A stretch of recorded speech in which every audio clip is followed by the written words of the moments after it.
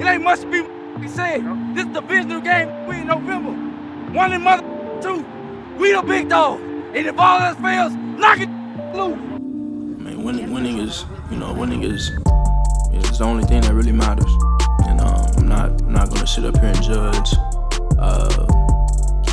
Everybody has their own opinion on that, but it's the only thing that matters.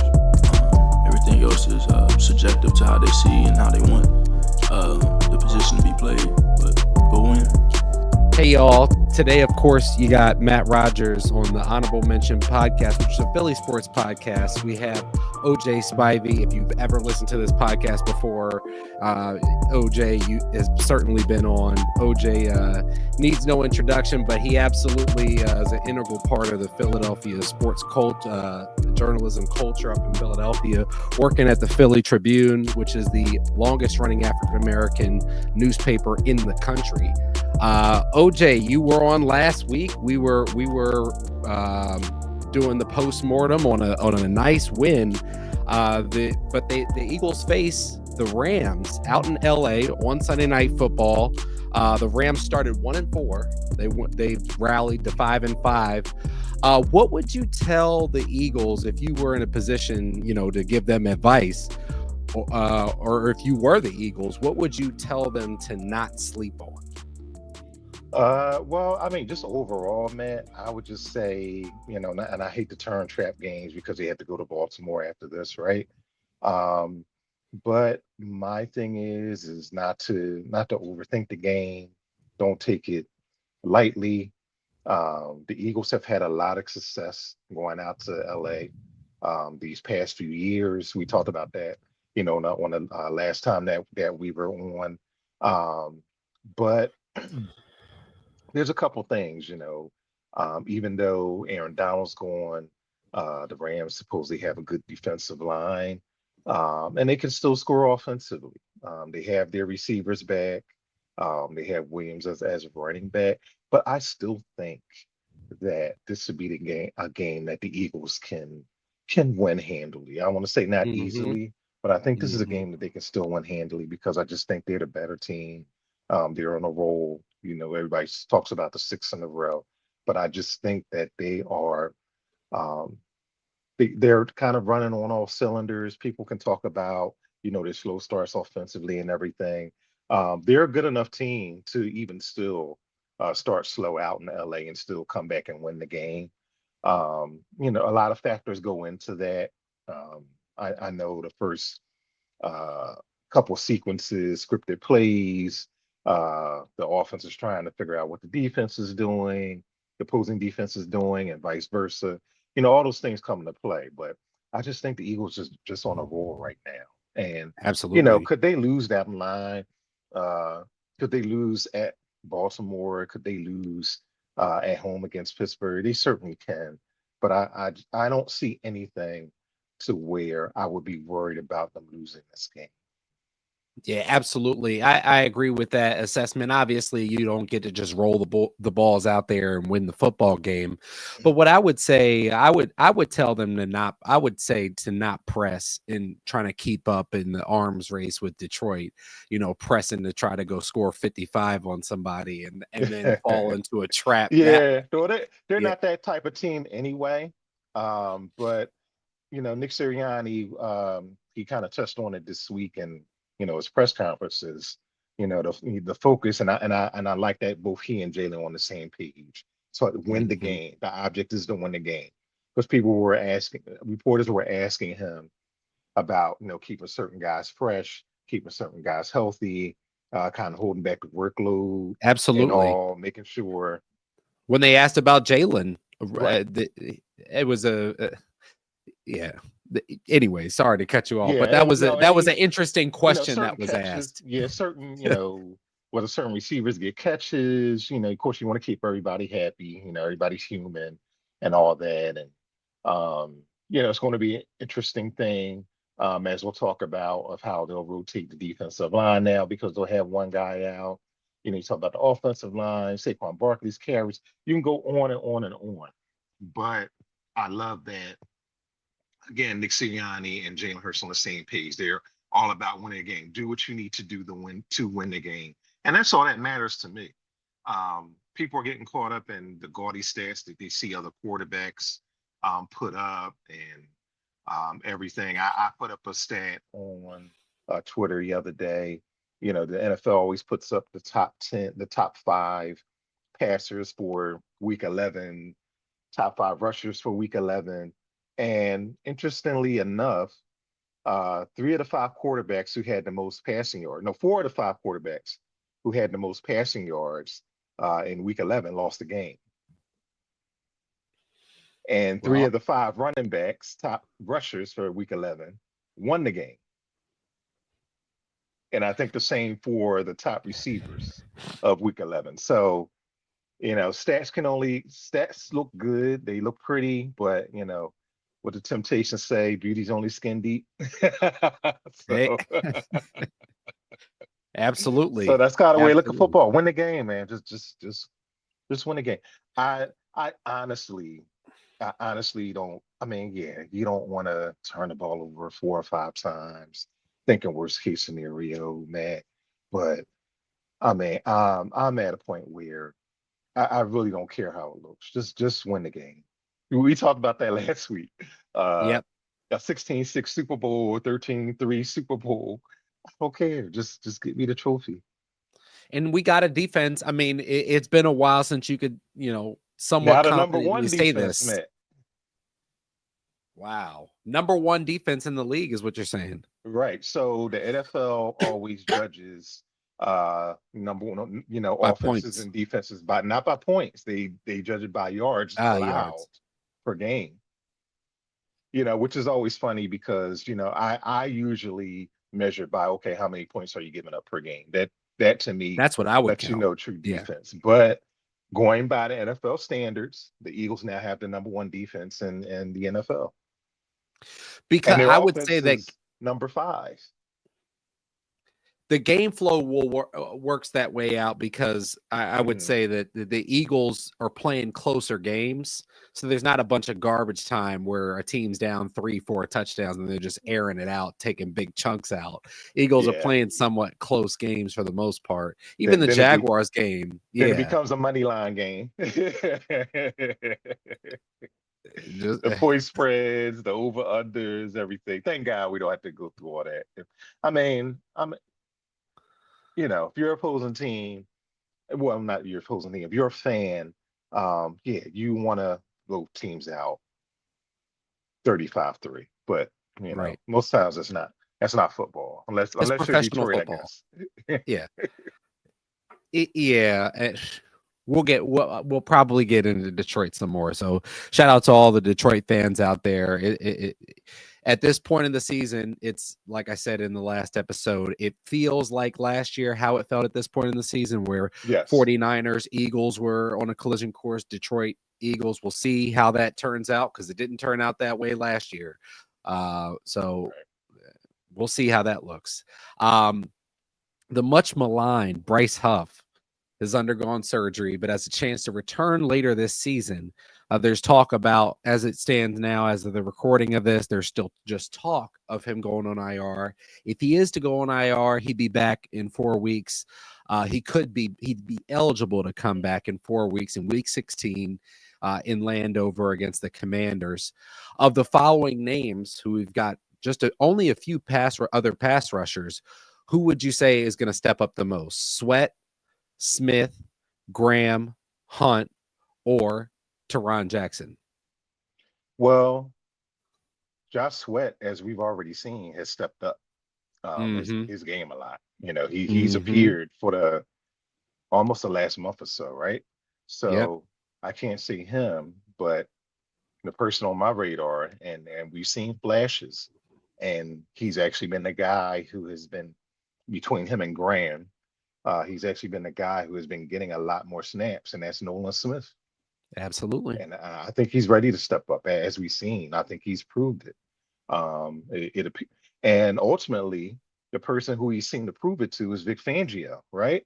So he's going to get more. He's going to get more snaps. And Vic don't give you nothing. Right. I mean, this is a guy who got Devin White up out of here. Truly earned it. No one would have called that. Truly earned it. And again, as we spoke about, Matt, These young guys needed a coordinator they can believe in. First of all, hold them Yep. accountable, get them NFL Absolutely. ready, because Yes. maybe these guys weren't necessarily NFL ready, right? JD and JC, I wouldn't say they were bringing it. The consistency wasn't there. I mean, they're amazing players, but from a consistency point of view, you do need that guy that's going to give you the nice kick in the pants. Yeah, Not literally, but figuratively. sure.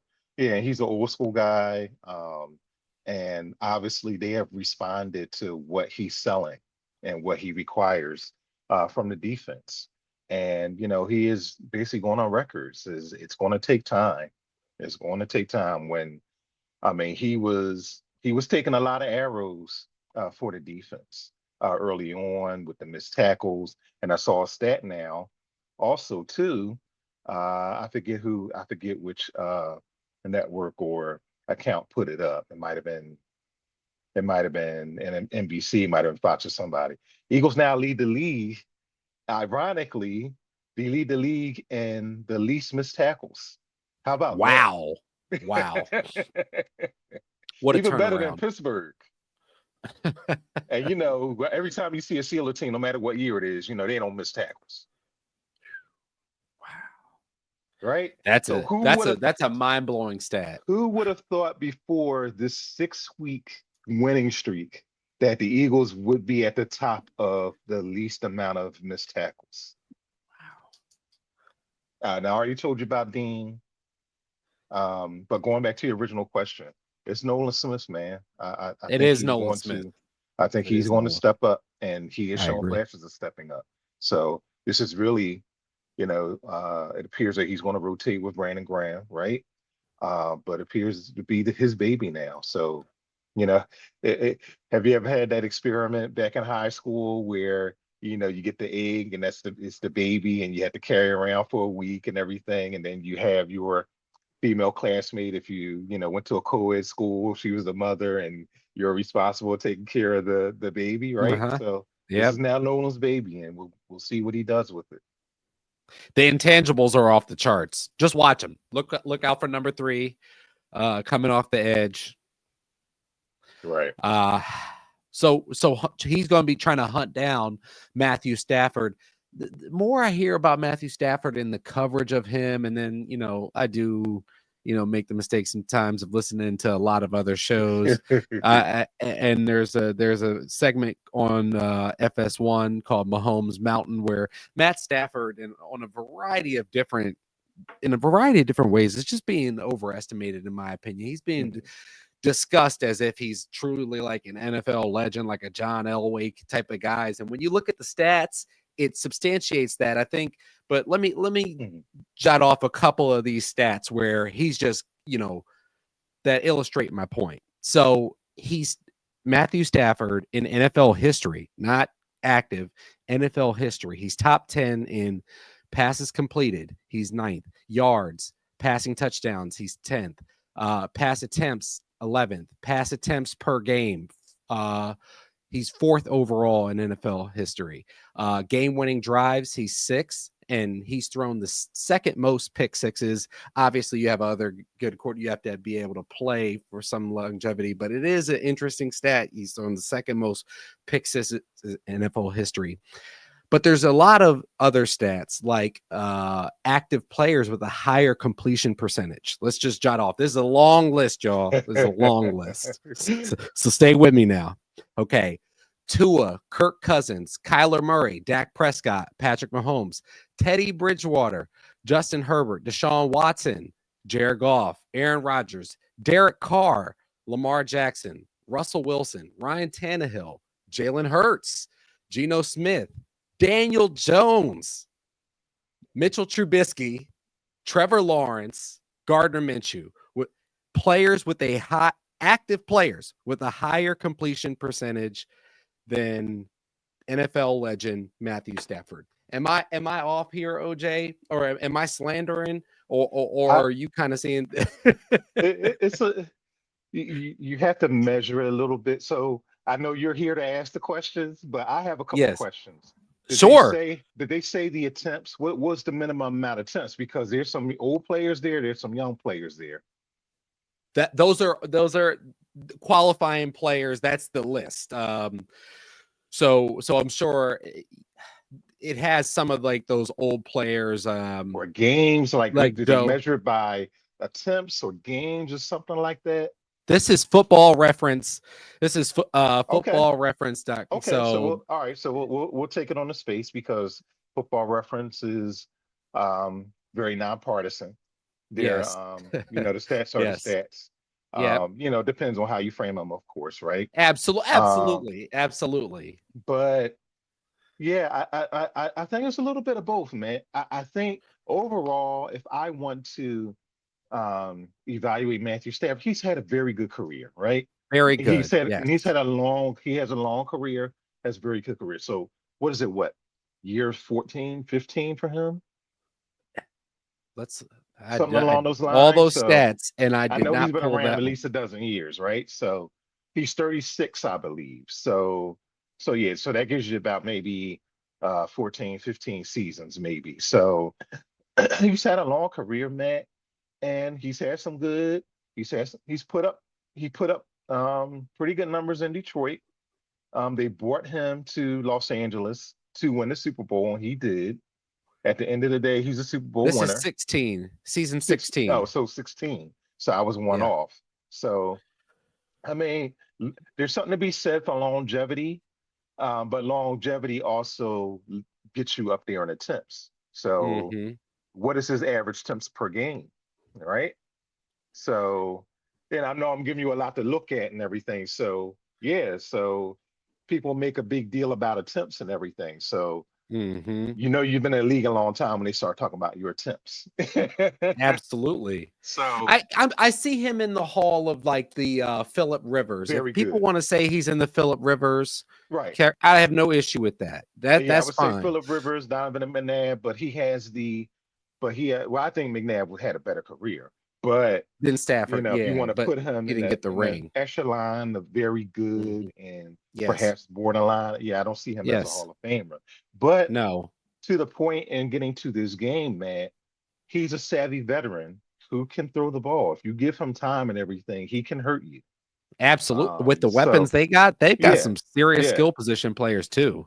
yeah. He doesn't have to wing it that good for them to cook Yeah. you. So, I haven't seen a whole lot of LA as far as how their offensive line will hold up, but I still think the Eagles will have the advantage defensively, right? Yep. Because Yep. he's They not gonna should. scramble at this point in his career. It's all No. about how much time he's given in the pocket, right? He's good at stepping up in the pocket. That's one thing that the Eagles want to keep in mind, right? So, you know, evaluating Matt Stafford, he's had a very good career, and Yes. he's won a Super Bowl. So I just want to you level know, set for the people. I just feel like I've heard some coverage that has this man, we're talking about yeah, him with like not too threes. high, but not too low. So he's Come kind of on. like in the middle of the pack of quarterbacks we've seen in the last 20 years Absolutely. who happened to win the Absolutely. Super Bowl. In that next crew where like after like the Ben Roethlisberger types, the people who are like definitely in the hall for their play, Right. not So for he's their in the he's in he's in that middle tier of, BS. again, who we've seen over this generation of quarterbacks. Agreed. Just wanted to level set with it. However, on the other side, the Rams defense, the secondary is really leaking oil. They don't got much depth. Do you expect Sirianni and Kellen to kind of go against tendencies of what they've established for this game? Or maybe you might have answered this to a degree earlier that maybe they've got the right perspective and they're just let's win. What do you think? Well, ultimately they want to throw the ball, right? So I think they're going to try to take their chances early and kind of see this. This kind of speaks along the lines of the slow starts, because I think the Eagles have a tendency of trying to take what they want early, and that can get Yep, them in a little bit of trouble. that's right. Quick three and out. So, Quick right. three and out. So yeah, exactly to my point. So I think they are going to try to throw the ball early because their actual philosophy, their ideology is to passes Jump on settle the somebody. run, Mhm. right? But Saquon Barkley has put a monkey wrench in that whole program, and everybody sees that except for them. I was pleasantly surprised last week though. They've been getting this guy the ball. I mean, he's getting it, and that's what it should be. For right now, 25-30. It's We a got to no ring it's a that bell no brainer. 25. It's a no brainer. And again, I speak to Barkley once. He is living. He's literally living for this. I don't think he cares how much he carries the ball. As we've seen, he'll get his breaks in. Like when he needs a breather, he'll wave to the sideline and get a breather. Yep. I And mean, let he's Kenny done. eat, even in Yeah, the Giants game. yeah, he's done that virtually every game, right? Yep. So he knows his threshold of endurance, his threshold of pain. So I wouldn't worry too much about his workload because as long as he doesn't have a severe injury, which again you can get on any play, right? Um, yeah, I wouldn't worry about that workload, but yeah, I think they are going to try to throw it and just see what they can get away with and see what they can take early because the Eagles, again, from the top down, they want to get them explosive plays in as much as they can. It's the franchise's philosophy. We'll be right back for some look around the whole league after just a quick break. Eckler, the single setback. Motion to the far side of the field. On first down, Daniels goes back. He lets it fly. It's intercepted. It's intercepted by Blankenship. I believe he caught it. Yes. Reed Blankenship. His third. Outstanding job of scooping this ball up. He's trying to decide whether to get up and try and run or just be okay with the interception. And the defense is celebrating in the end zone.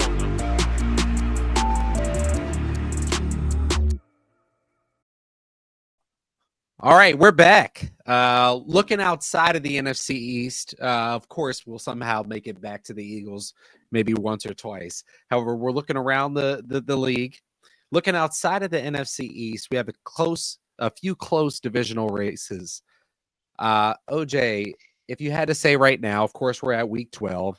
We got a bit more. We got another quarter or so of the race to go, but it's going to be interesting as it always is around Thanksgiving to Christmas, that stretch. If you had to look at it right now, though, who's going to win the NFC North? The 8-2 Steelers as it stands right now, or the 7-4 Ravens? Well, I'm gonna add a little plug here for you. Okay. A little shameless plug for a friend of mine, right? So Okay. with the NFC North, I do think it's Pittsburgh's division to lose at this point because as good as Baltimore is, especially on paper, you cannot trust them. Mm-hmm. And You can't. a friend of mine who's can't. a radio host in Baltimore, and she's like the biggest Ravens fan I know, Rita Hubbard. She actually writes for the Baltimore Banner, and she wrote a story this week about her Ravens being a good team, but not a smart team. And I think that's what we've seen over this, over this year. The Steelers have 2 losses, the Ravens have 4. Probably should be just 2 or 1, right? So it just seems like they keep shooting themselves in the foot. And Absolutely. I mean, what about Mike Tomlin, man? I mean, listen, the Steelers are not an offensive juggernaut by any stretch, even with Russell Wilson. But Wilson's not going to turn the ball over. He's not going to be helter-skelter. He's not the player that he was in Seattle, of course. They're going to play defense, they're going to bring it. But to win a game against a potent Baltimore team, especially their offense, and win that game with just 5 field goals or 6 field goals. Six field goals. Yeah, 6 field goals. 18-16, Yeah, right? 18-16, right? Ooh. That is a classic, authentic Steelers game. So, but it's crazy. Yeah, you can't trust Baltimore to win the division, and I thought they would win the division this year, running away almost, right? because we didn't know what the Steelers' offense would look like. We just didn't know whether it be Justin Fields, whether Russell Wilson. Of course, they made the change and they haven't looked back. I mean, the 8-2 Steelers. Looking at that offense, the Steelers is 8-2. It almost defies logic, right? But they just need one or two of those moon balls from Russell every week. They just need him to connect on a couple. Rainbows. Yeah, now Pickens, right? Exactly, which he can still do, by the way. But yeah, I like Pittsburgh to win that division. It might get a little tighter. Who knows? But yeah, I like Pittsburgh winning that division now. Absolutely. Talk about not trusting nobody. I mean, my goodness, I'm not trusting anybody in the NFC South. The division leading Atlanta Falcons just got the doors blown off them last week. I mean, I couldn't even believe that. Who are you trusting here? The 6-5, or maybe don't trust nobody, but who do you think will come out on top? Somebody's got to win this. The 6-5 Falcons, the 4-6 Bucks, or the 4-6 Saints. I'm not putting the 3-7 Panthers. I'm not even going to try to hurt nobody's feelings. They're mathematically alive. They are there with Bryce Young. Go figure. They are mathematically alive, and the NFL has to love this. They have to love all of this, right? Because it speaks back to their myth of parity. Yes. Right? It's not parity, it's mediocrity. But that's right. But that's what the NFL is built on. So, everyone has a chance, especially with the expanded playoffs, with the 17-game season, everything. It all works in the NFL's favor because, again, as I get their literature every day, when they set up the week, when they give you the week's capsules and everything, they'll say so-and-so teams, so-and-so how many teams are in playoff contention, and then they measure it against history, and this is the longest stretch since such and such year. But does Atlanta want the division? Okay, they're leading the division, but do they want it? Some weeks they look like they want it, some weeks they don't. And I do think Raheem Morris has done a good job of kind of stabilizing the franchise, even though they're topsy-turvy. You don't know what you're going to get week to week and everything. But the fact that the Carolina, I'm not even talking about Tampa, Saints don't have a coach, and they're still the guy with for the division. Talk about his guts, talk about his right. So, and Tampa has had a buttload of injuries. The NFC South is a mess. It's a hot. Somebody gonna come out maybe on it's top. a pretty mess or hot. I don't even know how you diagnose it, right? But the fact that the Carolina Panthers are mathematically alive for the division after benching Bryce and bringing Bryce back, and bring it back, right? Oh my God! What if Bryce wins this division, OJ? What if he gets to 500? I mean, not 500 as we know it, but yes. What if he at least gets 8 and 9? 9 and 9, yeah, or 8 and 9, yeah. Either way, they get around 500. Massive success. That's a success, and they have to keep him, right? So, which they should, because I thought he was done dirty. But absolutely. I want to say Atlanta, but are we going to put any money on that? I wouldn't. And I know all my friends who are Falcons fans in Atlanta and everything, they see this or they hear this and everything, they're gonna cuss me out. But I mean, you gotta do you want it or you do y'all trust them? Do you not? Do y'all trust the Falcons? That's the question. That's what I ask. If somebody comes to me and says, do you trust them? What's the question? They put on social media all the time. Would you date you? Yeah. So Atlanta by default, but we'll see. But yeah, do you trust them? That's the question. We'll put a Twitter a Blue Sky poll out or something. Yeah, let's do a poll. Do you trust them? It's not about us trusting them. This is not our team. Falcons fans. Yeah. So Hilarious. Oh, man. that's good stuff. Good stuff. Out NFC West, you got another really, really, really tight one, and I trust So what's a that, variety three-way of these tie, I teams. believe? Or For second place, right? You got the 6-4 Cards and the 5-5 Cardinals. Rams, Seahawks, and Niners are all at 5-5. Our boy, our guy, Jonathan Gannon, right? Oof. Can And you believe it? Kyler is playing well. Kyler Murray. What I posted a few weeks ago, he ran for early the season. He like ran all over the place for a touchdown. And the Yep. way Kyler Murray runs, Oh my I know gosh, you his didn't little see this. feet. No, yeah, he runs like a toddler who just got in Yes. trouble. Yes. Yes. And Yes. you can't catch him. That's how he runs, right? Unorthodox and, just spilled the milk and everything, or got in the kitchen and got in trouble, and you're running around the house and you can't catch him.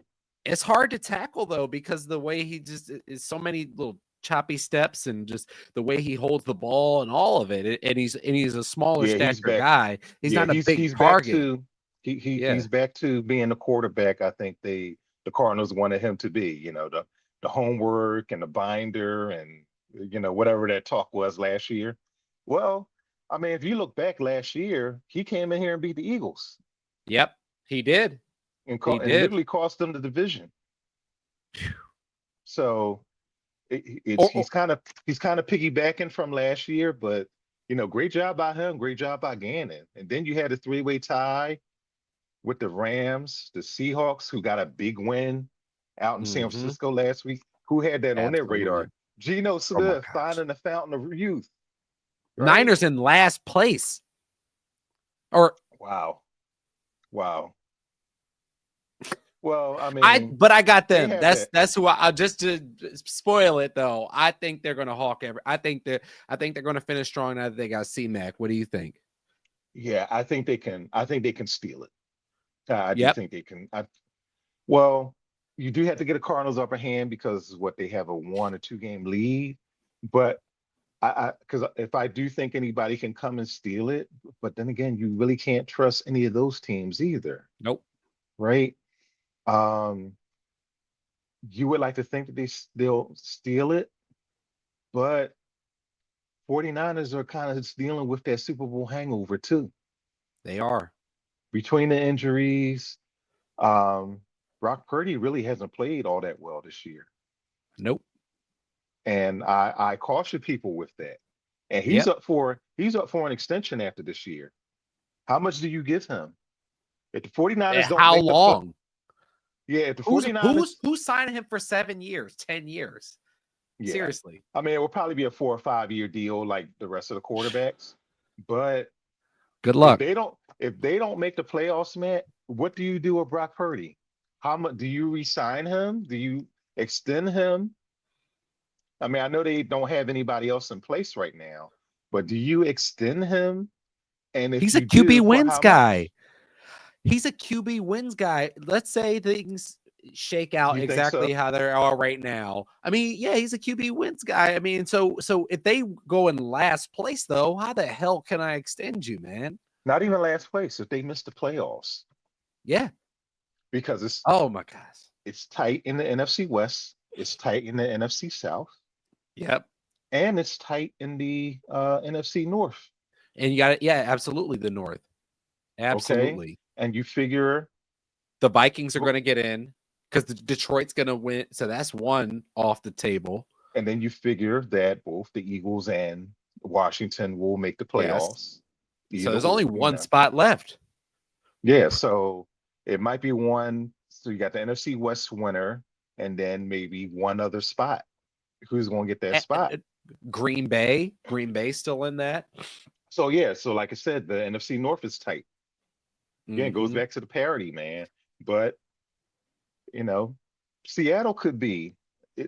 I think that's more so than the NFC South, man. I think the West is a literal toss-up with the Cardinals having the Absolutely. edge. I would have to look Mhm. at the schedules and down the line and just see who they have. I'm glad the Eagles don't have the Cardinals this year because that game would probably scare me. Yeah. But Yeah, I would have to look at the schedules in the NFC, in both the NFC South and the NFC West, because it's really tight. It's really, other than what we see in the AFC, where the gap is kind of widened a little Yep. bit.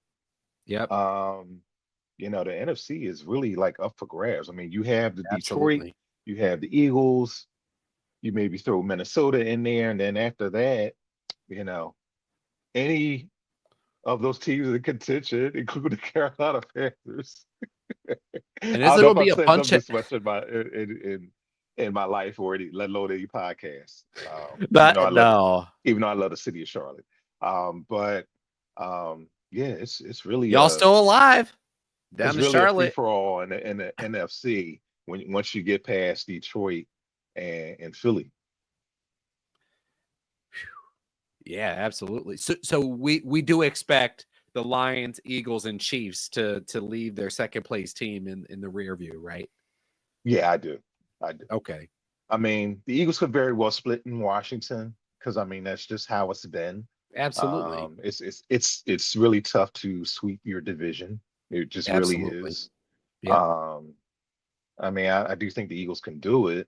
Well, it's really tough now because by the time you get to week 16, 17, a lot of the division and playoff seeding is done. But in the face of that, they'll see Washington before all that is done.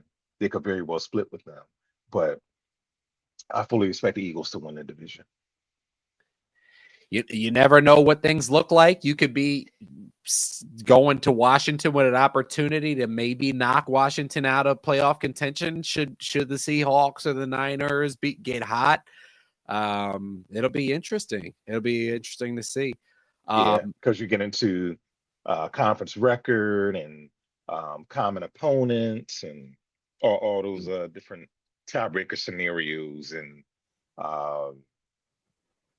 I know I can't wait till when they post those things. So it's always interesting. Yeah, we're getting to that season. When the Yep. turkey comes out, that's when those all the scenarios. It's crunch time, yes. And I think Buffalo, we haven't talked about the AFC, but I think Buffalo could clinch their division before the month is out. Pretty bad division, gotta say. Yeah, even though Miami, I think it's the worst division in football.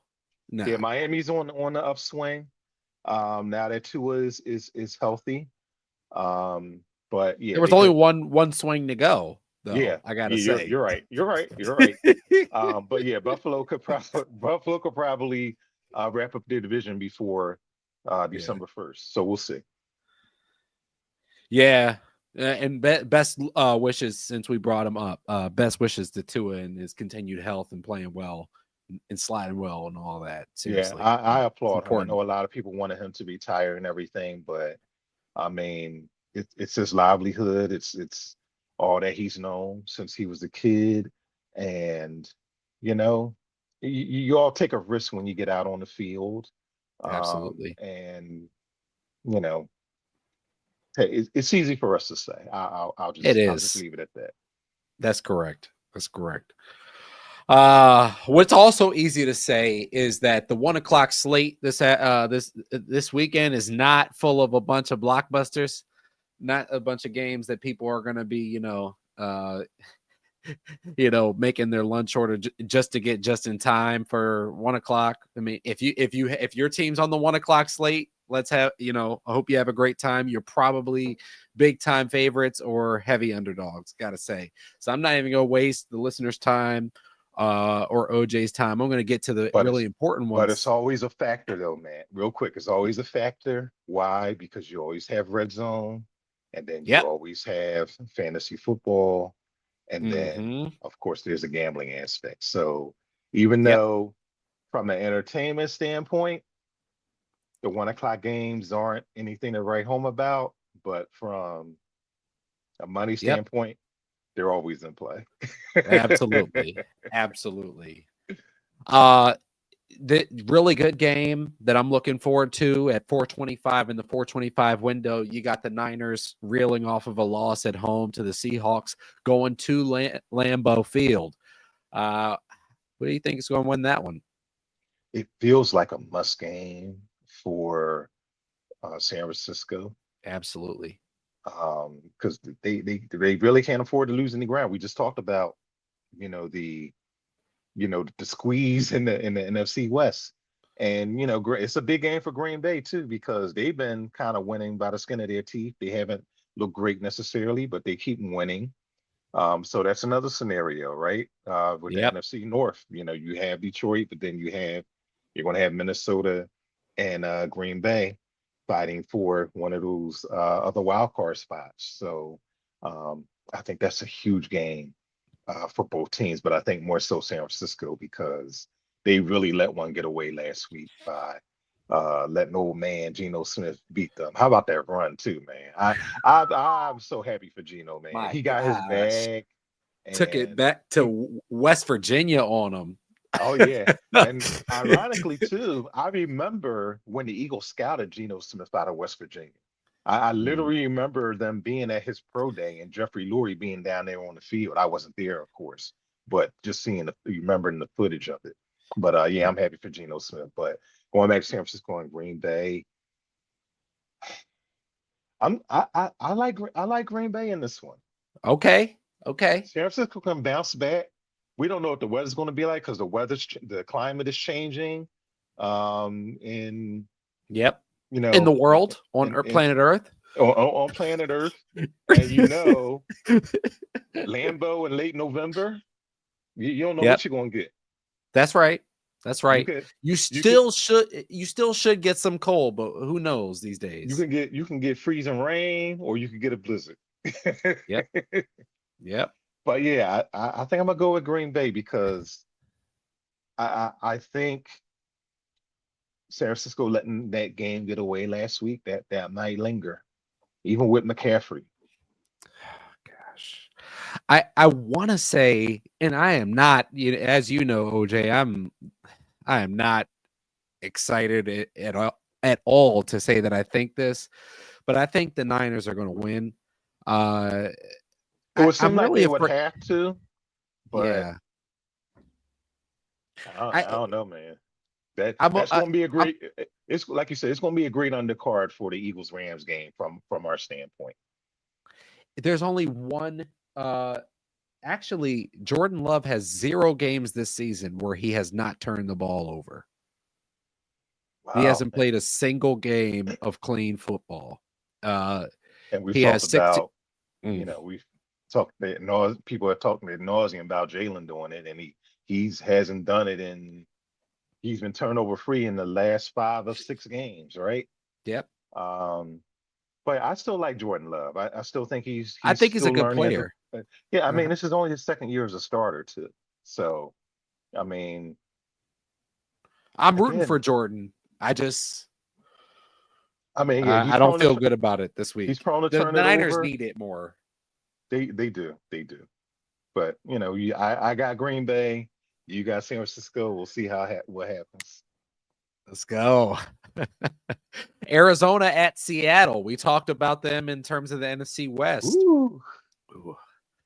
Seattle going to try to be on the come up. And is that out in Seattle? It's in Seattle, yes, with the 12s. Ooh, that's going to be interesting. So that's another good game. Oh, man. The 4:00 slot is already loaded just with the NFC West alone, right? So it's already loaded. Ooh. I think I'm being a homer with both of these games here. I would think, I think Seattle will have to win this game. I think Arizona's due for a letdown. That's going to be a hell of a game. I don't even know. This one's a toss-up. You don't know what the weather's going to be like in Seattle too, because this is when it starts to, be cold and damp and everything. And oh man, that was it Mike McDonald? I mean, he's doing a good job. If Seattle could pull off that division, he'd be up for Coach of the Year. That's right. You got to remember, this is post Pete Carroll era. Yes, where he's almost always put them in the playoffs. It's hard for a new coach to come in. You still have, the same quarterback. We talked about Geno and all, and Seattle doesn't really have a lot of household names. No, either. So, I mean, this is really like the new age Seahawks, short of Geno Smith and DK Metcalf. I mean, you still have gosh, what's the other receiver's name? I can't think of. Jackson Smith Lock, and Jigba. yeah, and Lockett. Lockett. So, Tyler you Lockett. still Yeah. had the receivers there and everything, but other than those guys on offense, it's virtually a new era in Seattle. But I give them an edge just because they're at home.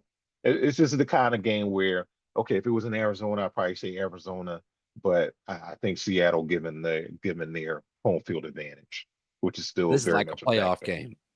Just like the other one, the other one, San Francisco, Green Bay. This one is also like a playoff Yeah, game. we can Playoff take intensity. these last 6 weeks of the season as really playoff games for all of these teams that we just spoke about. Absolutely.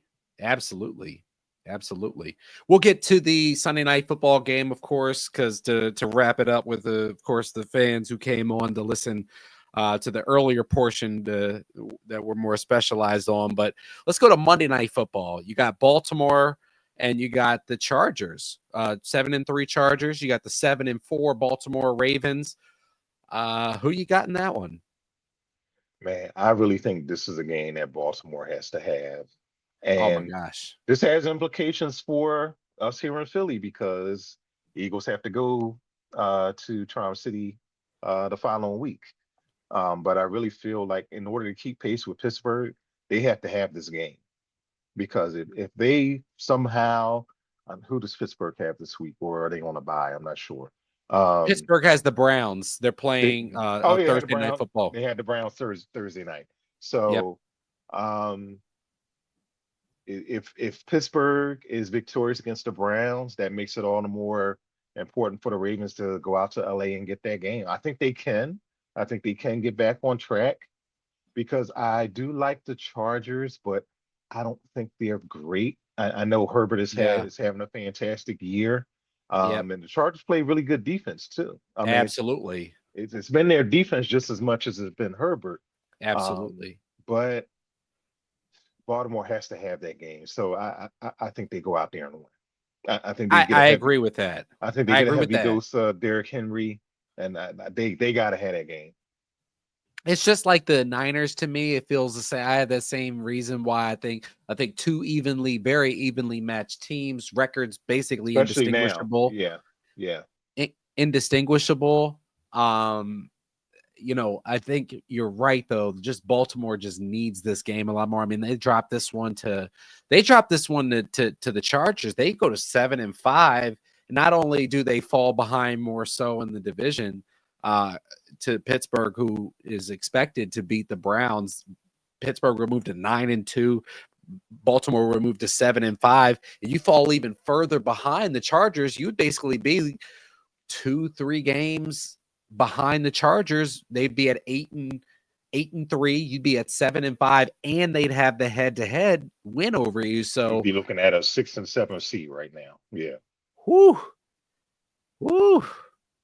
So ain't no MVP talk for either Derek or Lamar if they drop this one, at least for the next couple of weeks, right? Yeah, probably not at that point. They have to have this game because you can't lose much more ground not only in your division but in the wild card. No. Because you would probably be looking at, let's just say worst case scenario, and again, we're putting the cart before the horse. Let's look at worst case scenario. They become a 6 or 7 seed. They're going to go back out to Pittsburgh. Wild card weekend. Assume it. Well, yeah. So because there's no more. There's only one bye now, right? So yeah, you could be if Baltimore loses more ground.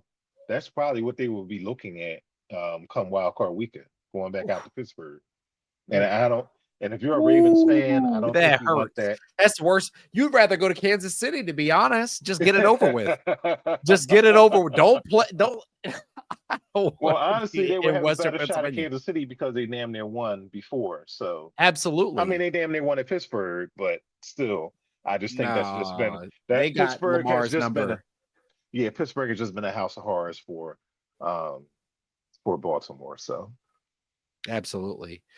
So for the main event, for the I think most people who listen to this podcast, and thank you all for who have listened. Give us your Eagles pick, and if you have a score, let's hear it. Now we're only a couple days before game time, so that may change. But what are you thinking right now? Man, my first thought is a high scoring game, game in the 20s. But I'm thinking about the Eagles secondary, man. As good as they've played, I'm really looking forward to those matchups. Quinyon Mitchell, Cooper DeJean against Akua and against Cooper Kupp, and I'm trying to think of the third receiver that the Rams had. How are they going to handle Williams in the backfield? But again, I just think this is a game that the Eagles can handle. It's kind of hard for me to put a score on here. I would say, I'm going to say 27-17. Okay, 27-17. The defense is holding them down. I think my score is a little different. I got the Eagles in a higher scoring, 38-23. I think Hurts is going to score 4 touchdowns, 2 to Barkley, 2 to AJ Brown. I do think early on that they're going to put a little fear in the Eagles. Nakua and Kupp are gonna make a couple little splash plays early in the game and wake people up a little bit. But I really think McVay is going to do all he can to kind of move them around, and in the slot, and kind of keep them away from not only Quinyon Mitchell, but also Darius Slay. And Slay has played well, and he has not been getting credit about. I don't know if it's because him appearing on Micah Parsons' podcast and saying all those different things, and I don't know, but Slay has played well, and he just has not gotten the credit. I know he's been hurt in and out, and guys like Rodgers have played well, and that speaks to the Eagles' depth too. So good on Howie with that. But I think they may get a couple scores and everything, but I wouldn't be surprised if they kind of keep the Rams to what the Eagles are pretty much giving up per game right now, which is about 18 points a game. If they can do that, I mean, because I think the Rams have some great playmakers. They got Kyron Williams, running back, great playmaker, Nakua, of course, and Kupp, and so if they can hold them to 18 Eagles points. Defense has been good, man, and the stats, the eye test, the film has proved it. So, I mean, is it a good test for them for a good offense and a good offensive mind and Sean McVay? Yes, but I think I'm going to favor the Eagles here until they prove me wrong. Okay. Well, thank you all for making time to listen. Of course, you can follow OJ Spivey at OJ Philly. He's locked it down on everywhere. He said he's on Blue Sky now, so go make sure you follow over there. Please go subscribe. Of course, you've listened, so I appreciate you taking the time out to listen. There's a lot of other podcasts, a lot of other good, great content out there. You decided to listen to this for 53, 54 minutes. So please go subscribe, share it around, and thank you so much for listening. There is not one player, and I want to be crystal clear, and I want to be abundantly clear. Yeah. And I say this in the strongest, the most sincerest. I wouldn't want to play with one player on the Dallas Cowboys. One. Damn, huh? Not one. I would have took Zach Martin 2 years ago, but Zach Martin is beat to hell. All the rest of them you can keep. Look. Hold on, you won't want to play with that? Not one.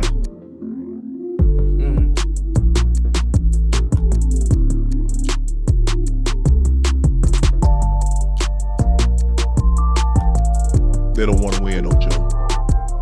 Yes, sir. They want to talk about winning. They want to have talk shows. They want to have podcasts. They want to talk about stuff. Some people talk about it. some people be about it. And some people do what it takes in order to win. You can't win like that. You can't win with them. Jerry, you're going to have to make a decision.